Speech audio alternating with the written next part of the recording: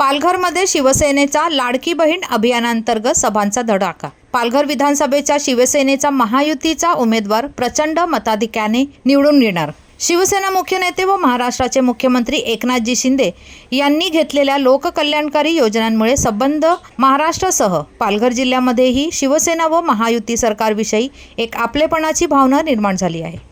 आजपर्यंत महाराष्ट्रात सरकारे खूप आली, परंतु शासकीय योजना लोकांपर्यंत पोहोचाव्यात व समाजातील महिला, युवा, ज्येष्ठ, शेतकरी, कष्टकरी, कामगार यांच्या सर्वांगीण विकासाकरता कार्यरत असणारे सरकार महाराष्ट्राचे लोकाभिमुख मुख्यमंत्री एकनाथजी शिंदे साहेबांच्या माध्यमातूनच पाहायला मिळाले।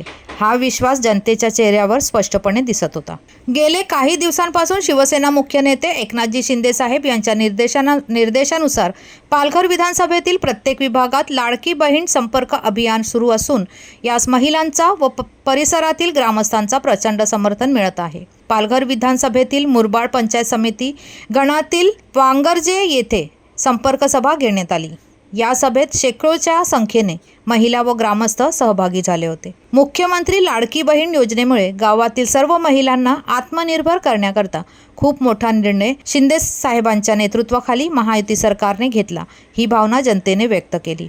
यासोबत येथील काही प्रश्न ग्रामस्थांनी मांडले।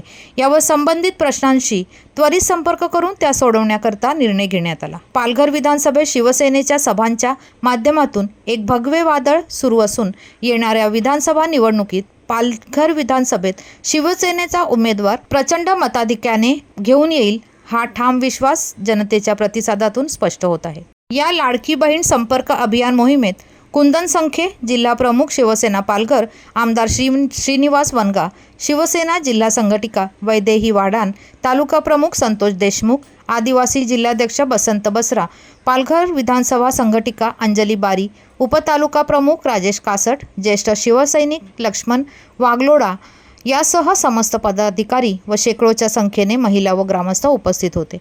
धन्यवाद। चॅनलला लाईक, शेअर, सबस्क्राईब जरूर करा।